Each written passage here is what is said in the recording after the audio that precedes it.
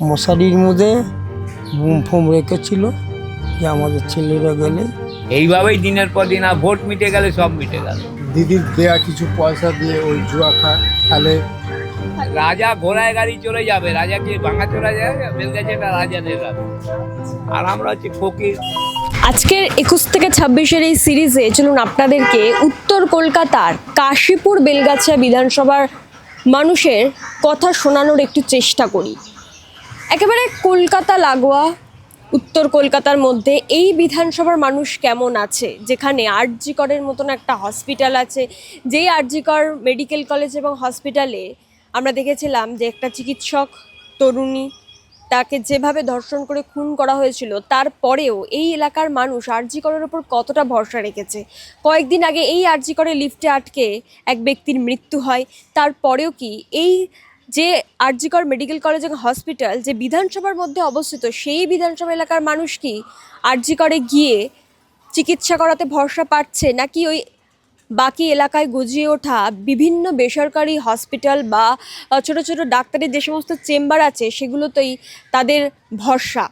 মানুষ কি বলছে এলাকায় তাদের রাস্তাঘাট থেকে শুরু করে আরও কি কি সমস্যা রয়েছে, চলুন আজকের ভিডিওতে সেগুলোই জানার চেষ্টা করি এই এলাকার মানুষের থেকে। এলাকার ভোটের আগে কি উত্তপ্ত হয়?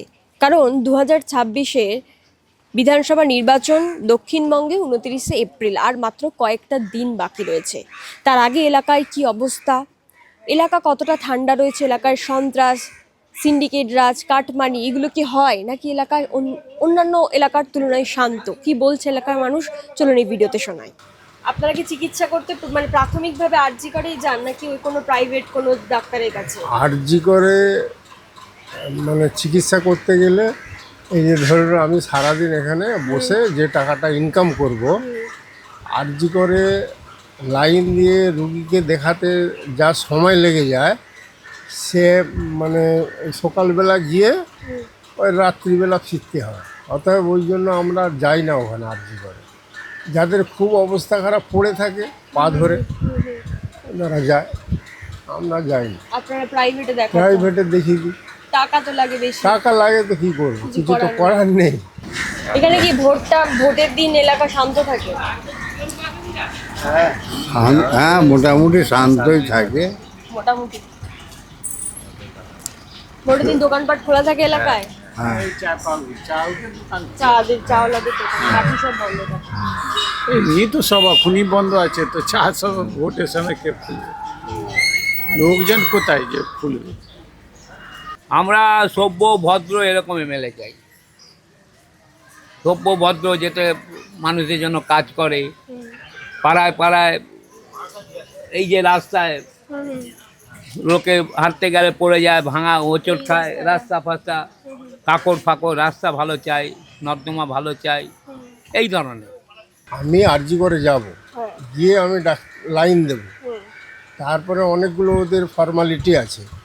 এবার ধরুন এক্স রে করাতে হবে, আমি যদি দুম করে একটা বাইরে থেকে এক্স রে করে যদি ঢুকিয়ে ডাক্তারকে দেখাই, সেটা অ্যালাও করে না। ওদের কাছ থেকেই করাতে হবে, টেস্টিংটা ওদের কাছ থেকেই করাতে। এইবারে কি হলো, আমি তো ডাক্তার দেখার একটা লাইন দিলাম, সেই প্রেসক্রিপশন নিয়ে গেলাম এক্স রে ডিপার্টমেন্টে, সেখানে দেখছি 200-500 লোক। আচ্ছা, ব্লাডে গেলাম, ওখান থেকে ব্লাড ডিপার্টমেন্টে ইসিজি, যাই হোক সেই টেস্টে সেখানে বিশাল লাইন।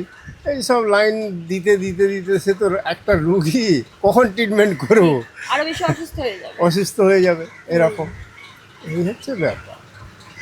আর সাধারণ মানুষের জন্য কিছু নেই, তাই না? মোটামুটি ওই চলছে, তালিতাপ্পা দিয়ে চলা আর কি। আচ্ছা, এখানে সরকারি স্কুলগুলোতে কি এখন এলাকার লোকজন ছেলেমেয়েদের পাঠাচ্ছে? হ্যাঁ, কর্পোরেশনের স্কুল?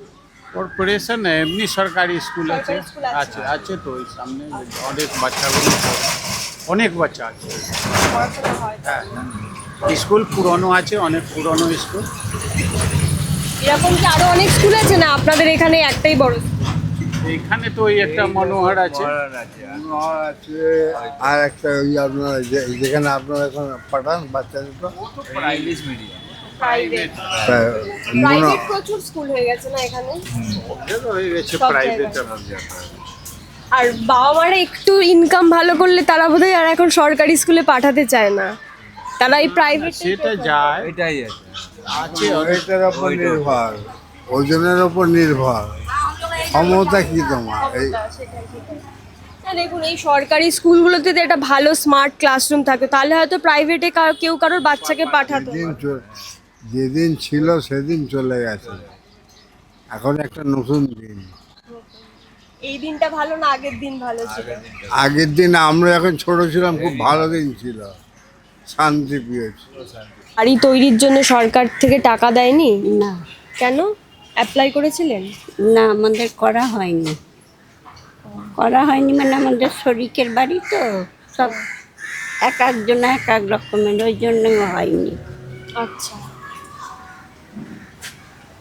মানে একার বাড়ি নয় ওই জন্য? না আরও সব ভাইরা সব আছে, আচ্ছা আচ্ছা। ভাইরা বোনেরা, আর তারা তো সব এখানে সব থাকে না, সব দূরে দূরে থাকে। হুম। আমি একা করলে তো আর হবে না, সবাই কি করতে হবে, ওই জন্য। না না সবাই করবে না, আমি বলছি ওটা তো সরকার থেকে দেবে, মানে টাকাটা তো সরকার থেকে দেবে। তার না মনে করো যে সব ভাইয়েদের নামে তো নেই, বাবা মার নামে আছে, আচ্ছা আচ্ছা। তা তারা তো মরে গেছে, এখন বাবা মা তো কারুর নামে করে দেয়নি, সেই জন্য আর কি কেউ কোনো কিছু বাচ্চা করেনি। আপনারা কিছু চান যে আপনাদের এই এলাকায় যেটা উন্নত হোক আর একটু, এরকম কিছু আছে আপনাদের যেটা আপনারা চান আর একটু ভালো হলে আপনাদের সুবিধা? আমার কথা হচ্ছে কি, যারাই আসুক আমরা তো আশা করে একটা ভোট দিই যে যেই আসুক একটা ভালো কাজ করুক, অন্তত সাধারণ লোকের দিকে দেখুক। এবারে কিছু লোক আছে যারা ওই নেতাদের পেছনে পেছনে ঘোরে, ধান্দাবাজ, আমি বলে দিলাম পরিষ্কার কথা, সব জায়গাতে ধান্দাবাজ আছে। তাদের ওই নেতাদের পেছনে ঘোরা মানে সব যেগুলো 2 নম্বরই কিছু আছে সেগুলো করে বেরিয়ে যাওয়া। এটা হচ্ছে বেলগাছিয়ার শাখা, ওটা হচ্ছে মেন, এটা হচ্ছে শাখা। বিধানসভা তো কাশীপুর হয়ে গেছে। হ্যাঁ আমরাও বিধানসভার মধ্যেই আছি, কিন্তু পাড়ার ভেতরে বেশি কাজ হয়। রাজা ঘোড়ায় গাড়ি চলে যাবে, রাজাকে ভাঙা চলে যাবে, বেলগাছিয়াটা রাজাদের রাস্তা। আর আমরা হচ্ছে ফকির, দিন আনা দিন খাবো, আমাদের রাস্তা হলো না। তখন রাজনীতির মধ্যে এত মারামারি সন্ত্রাস এসব কিচ্ছু হতো না, ধর্ম নিয়ে রাজনীতি কিচ্ছু হতো না। এখন মানুষ ভয়ে থাকে। এখন একটা মানুষ পলিসির মধ্যে সবসময় চলে, যোগ হিসাবে জব। আমাদের টাইমে বলছি, যখন আমরা ইয়ং ছিলাম, দত্তবাগানের 2টো পার্টি অফিস ছিল, একটা বিজেপি পার্টি অফিস আর একটা ছিল কংগ্রেস। আচ্ছা। কংগ্রেসের টাইমে যারা ছিল ওদের সঙ্গে আমরা মিশতাম, আমাদের খাওয়া দাওয়া সব কিছু ফ্রিতে পেতাম। আচ্ছা। ওরা বলতো খাওয়া দাওয়া আর আমি থাক। ওইখানেও ছক করছিল আমাদেরকে, মশারির মধ্যে বুম ফুম রেখেছিল যে আমাদের ছেলেরা গেলে দারোয়ান বলে দিল একদম যেও না। তারপরে ওই যে পার্টির যিনি করছিল আমরাই তাড়িয়ে দিয়েছি, আমরা মার বাবু মেরে মেরে ওইসব জায়গায় যা এলাকা ছাড়। দিদির দেয়া কিছু পয়সা দিয়ে ওই জুয়া খেলে, ওই যুবসাথীর টাকা দিচ্ছে এখন। হ্যাঁ ওই যুবসাথীর টাকা নিয়ে ফুর্তি করে। এই পাশে তো অনেক রকম 2 নম্বরই পাতা ফাতা খেয়ে খায়। এগুলো পুলিশ বারণ করে না? সবই জানে, আসে পয়সা নেয় চলে যায়।